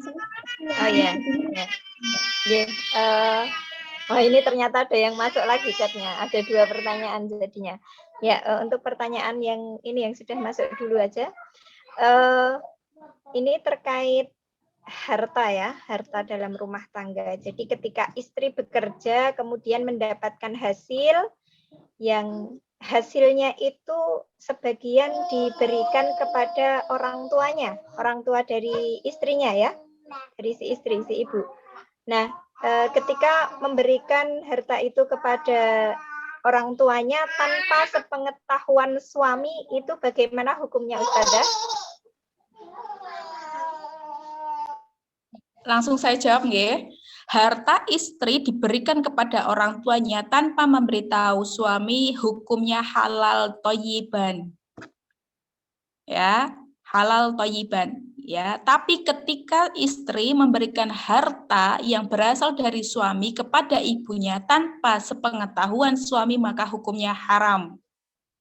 Ya, berdosa. Tapi kalau itu selama uang kita sendiri, kita kerja sendiri, nggak ngasih tahu suami, kita ngasih orang tua kita, itu halal. Tapi mungkin bisa jadi akan menimbulkan sesuatu perkara yang tidak menyenangkan ketika mungkin suami akhirnya tahu, diam-diam tahu, tapi dia tidak berkenan. Nah, ini yang perlu dipahamkan para suami. Nanti semoga ini jadi pesan untuk Ustadz yang ngisi bahwa harta istri itu adalah miliknya sepenuhnya. Ya, nanti tak pesenin wes Ustadznya ya, nggak boleh kita itu melarang istri memberikan hartanya kepada orang tuanya. Kecuali harta itu bersumber dari suami, maka patut wajib untuk memberitahu suami. Begitu ya. Ya, Ustazah. Sebentar, ada pertanyaan yang masuk lewat chat, Us. Ya.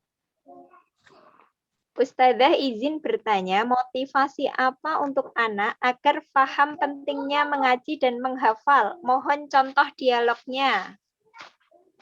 Ya.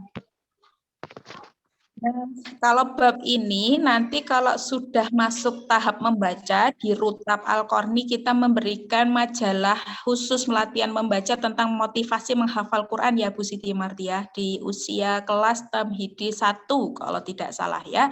Tamhidi 1 yang sudah selesai membaca, jilid membaca, nanti majalah melancarkan membacanya di buku motivasi menghafal Quran. Nah, itu bisa sangat digunakan untuk kita memotivasi anak gitu ya. Kalau saya sendiri terkadang ini Ibrahim lagi senang berkisah, maka ketika udah hubungannya kisahnya dengan surga, dia tahu bahwa nanti kalau masuk surga harus banyak amal solih, nanti selalu saya hubungkan amal solih itu salah satunya dengan cara menghafal Quran, karena surga tertinggi adalah di hafalan terakhir kita, misalnya kayak kita ngobrol sama anak. Nah, surga kakak baru sampai sini loh kak, kan kakak baru masuk juz 29. Kalau mau pakai surga tertinggi, kata Rasulullah begini gitu ya. Nah, ada juga kisah ini Ibrahim sangat hafal kisahnya Ammar bin Salimah ya. Ammar bin Salimah itu anak kecil dia banyak bacaan Qur'annya, saat itu ketika mau sholat jamaah bingung siapa ya yang mau jadi imam gitu ya. Terus Amr bin Salimah, ada yang menunjuk Amr bin Salimah saja karena hafalannya paling banyak seperti itu. Tapi Amr bin Salimah bilang, tapi kan aku masih kecil gitu kan. Nah, ada hadis yang mengatakan tidak apa-apa karena Rasulullah mengatakan yang pantas untuk menjadi imam adalah yang banyak hafalannya. Nah, itu terngiang-ngiang sekali kisah Amr bin Salimah itu sampai kemudian dia bertanya gitu. Berarti kalau jadi imam itu Mi harus punya hafalan banyak ya Mi? Nah, iya Kak, harus punya hafalan banyak ya. Nanti kalau misalnya Kakak banyak bisa jadi imam, Kakak juga Allah berikan surga tertinggi karena ada hadisnya ya, begitu. Nah, itu sih Bunda, kalau untuk dialog iman, maka di usia 4 tahun, 5 tahun jangan sungkan, bahkan harus dibuat kurikulum tersendiri di rumah untuk bercerita. Ya, mungkin kita waktu kesibukan kita belum tidur itu kita sudah menyiapkan hari ini kita mau cerita tentang apa. Ya, mungkin tentang keutamaan Quran. Nanti salah satunya adalah mendapatkan pertolongan di hari akhir. Nah, diceritain misalnya hadisnya itu. Besok kalau hari kiamat kita Umi nggak bisa bantu kakak, kakak juga nggak bisa bantu Abi, Umi kita semua sibuk maka hafalan Quran adalah syafaat penolong kita. Semakin banyak Quran yang kita baca, Kak, semakin banyak insya Allah pertolongan yang akan kita dapatkan di hari akhir. Misal seperti itu. Gitu ya Bunda, dialog imannya. Ini Ustazah, untuk yang buku Ayo Menghafal Al-Quran, itu kan memang diperuntukkan untuk lanjutan AISEM ya. Jadi ketika anak sudah mampu membaca, tuntas AISEM ya. Ya. Ya, nah apakah tidak kemudian kita izinkan kepada para bunda yang ingin memilikannya lebih awal untuk referensi bunda menyampaikan atau memotivasi putra-putrinya yang mungkin belum sampai tahapan selesai membaca AISEM, Ustazah? Ya, tapi sebenarnya untuk masalah kisah itu sangat bagus di usia 4 tahun sampai 5 tahun. Kalau 3 tahun itu masih gimana ya? Belum ya? Logika ya, akalnya tuh belum matang dalam hal diajak dialog begitu. Jadi dialog panjang itu belum matang gitu ya. Kalau misalnya mau mendapatkan silahkan, tapi mohon dijaga baik-baik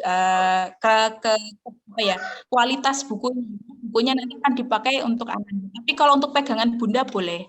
Jadi, karena itu nanti semua memang akan diwajibkan untuk membeli. Gitu ya. Seperti ini ya mungkin bukunya kalau mau ini. Ada beberapa yang sudah memiliki, yang sudah tuntas membaca. Ini emang isinya bagus sekali untuk motivasi anak-anak seperti itu. Nah, kalau bisa bunda-bunda semuanya yang ingin memiliki buku itu, saya berharap tetap bisa membeli di Rutab karena nanti keuntungannya bisa membantu Rutab ya. Jadi kalau ya memang tidak ada salahnya beli di luar, tapi ada pahala tambahan ketika mampu beli di luar karena nanti akan keuntungannya untuk Rutab begitu ya. Jadi itu motivasi menghafal Quran. Insya Allah berapa Bu kemarin harganya dari saya? 45 yang ditentukan ya? Iya, 45. Dan 45. Ini sekalian ya Us Latifah, sekalian mengiklan ya Us ya.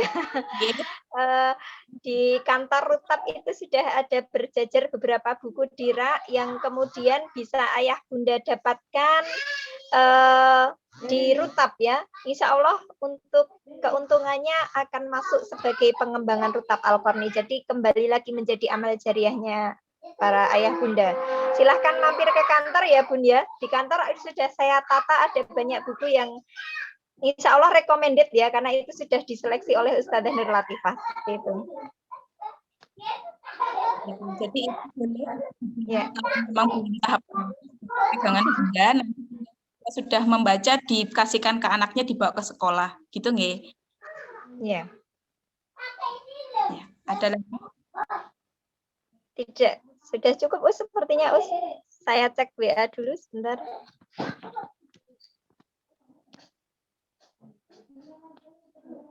Tambahan ya sebelum nanti ditutup Bu Siti Mardiah. Yeah.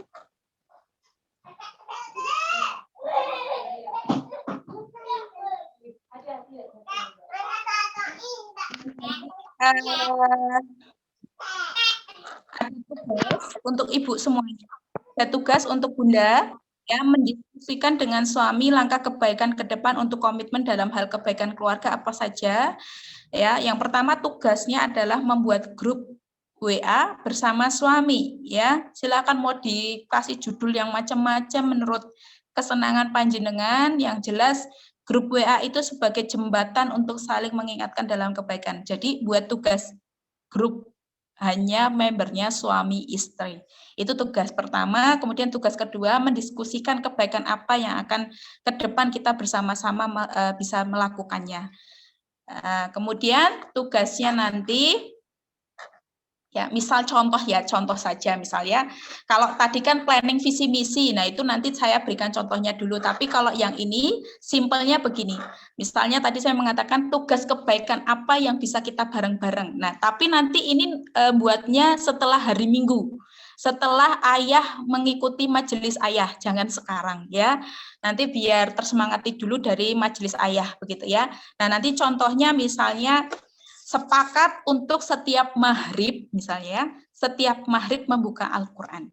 Sekeluarga, contohnya gitu aja ya, simpelnya gitu. Nah, kalau misalnya mau macam-macam sepakat memburu majelis ilmu. Sepekan paling tidak minimal sekali harus menuntut ilmu. Kalau tidak lewat offline, bisa lewat online. Kajian siapa? Di YouTube, Ustadz ini, misalnya kayak gitu.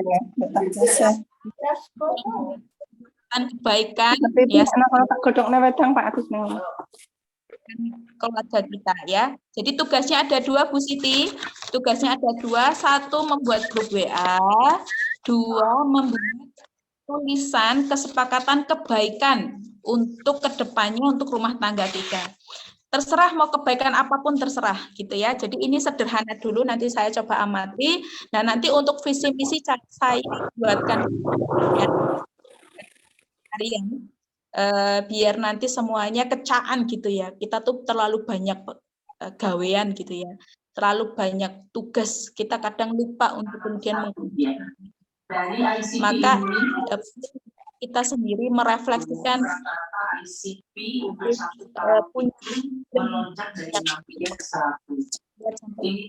kirim tapi untuk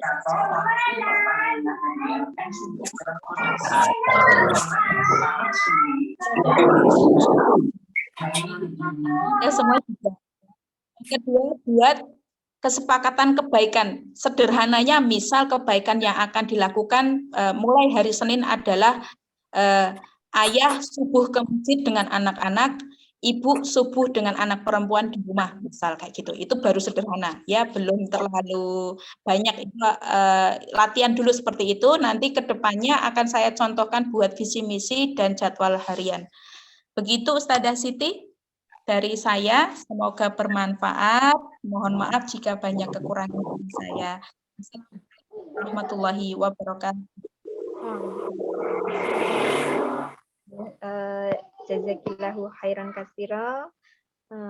Kami haturkan terima kasih yang sebanyak-banyaknya kepada Ustadzah Nur Latifah yang telah meluangkan waktunya, kemudian mensedekahkan ilmunya kepada kita semuanya. Semoga menjadi amal jariahnya Ustadzah Nur Latifah dan ilmu yang telah beliau sampaikan pada sore hari ini semoga berkah untuk kita semuanya dan juga menambah kesakinahan, mawadah dan warahmah keluarga kita semuanya. Amin. Dan marilah acara ini sudah sebentar lagi azan maghrib ya, para bunda. Kita akhiri dengan doa kafaratul majelis. Subhanakallahumma bihamdika asyhadu an la ilaha illa anta astaghfiruka wa atubu ilaik. Alhamdulillahirabbil alamin. Ya. Pada Ustaz Latifah, kepada para bunda semuanya, dan apabila saya dalam membersamai menjadi MC di sini banyak kesalahan, mohon maaf yang sebesar-besarnya. Saya akhiri. Assalamualaikum warahmatullahi wabarakatuh. Waalaikumsalam warahmatullahi wabarakatuh.